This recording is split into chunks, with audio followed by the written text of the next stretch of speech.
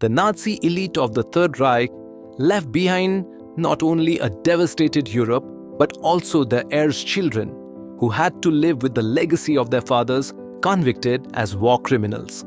The only senior German leader who did not have children was Adolf Hitler himself. The other leaders were quite prolific and, despite their ideology, were caring parents. After 1945, the fates of the children varied. Some permanently renounced the past, others tried to justify their parents, and some remained loyal to Nazi ideals. Heinrich Himmler, one of the main organizers of repression and an ideologue of the concentration camp system, was the father of a single daughter, Gudrun. In the 1930s, his family also adopted a boy, Gerhard, the son of a deceased SS officer. After the war, Gudrun left Germany with her mother but was detained by American forces. After several years in camps, they were released and Gudrun married journalist Wolf-Dieter Burwitz, an active member of the neo-Nazi movement. Until the end of her days, she tried to justify her father, denied the regime's crimes, and participated in the activities of the Silent Help organization, which aided former SS officers. She supported closed communities in Germany and Austria, earning the nickname Nazi Princess. In her 2015 interview, she stated that she wanted to show a different side of her father's history. Gerhard, Himmler's adopted son, worked as a journalist in Lübeck and lived in Germany after the war.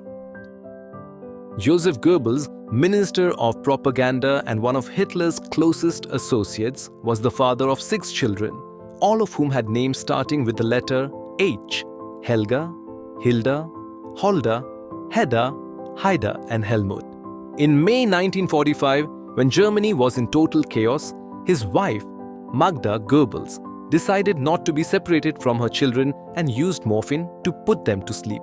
The only one who survived was Harald Quandt, Goebbels' stepson from Magda's first marriage. He served in the Luftwaffe, was captured, and after the war dedicated himself to business. He later became one of Germany's most successful entrepreneurs, strictly avoiding discussions about his past. Hermann Göring, one of the most influential figures in Nazi Germany, was Hitler's designated successor. After the war, he was convicted in Nuremberg but managed to avoid execution.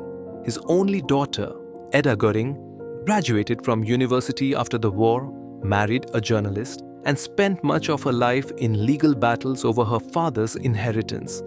Although she never supported Nazi ideology, Edda spoke warmly of her father. In a 1986 interview, she noted that she remembered him only as a loving parent. For many years, she sought the return of paintings and jewelry belonging to her family. Martin Bormann, Hitler's personal secretary and one of the regime's key ideologues, was long considered missing after the war. His remains were later found in Germany, confirming that he had not escaped the country. Bormann had 9 children who were taken to Italy after the war. The fate of his eldest son, Martin Adolf Bormann, was particularly unusual. As an adult, he rejected his name, became a Catholic priest, and went on a mission to Africa. There, he faced many hardships, including multiple kidnappings. He later considered these trials to be a form of atonement for his father's mistakes.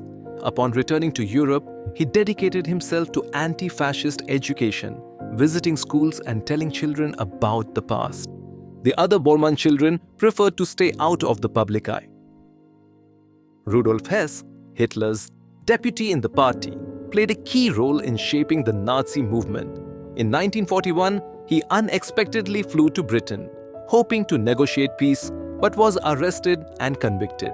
His son, Wolf Rudiger Hess, actively sought to justify his father after the war. He became an engineer and devoted his life to trying to secure his father's release, claiming Hess was a victim of political conspiracy.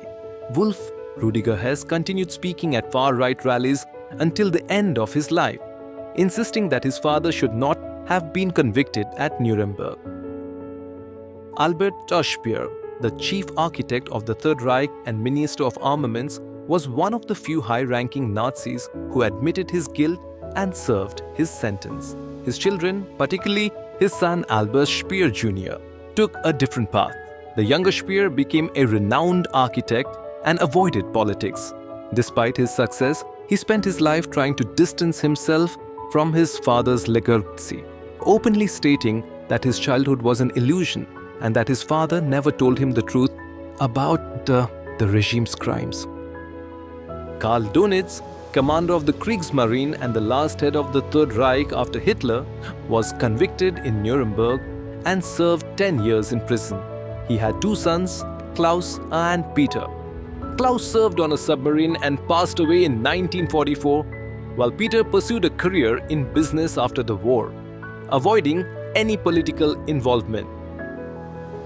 Some children of Nazi leaders followed in their father's footsteps, others rejected their ideology, and some simply tried to forget their origins. They grew up in the most privileged conditions, but in 1945 their world collapsed. Some managed to build a new life, others lived in the shadow of their parents' crimes, and some became victims of the fanaticism. The story of these children serves as a reminder of how powerful the influence of family and ideology can be, and how difficult it is to shed the burden of the past.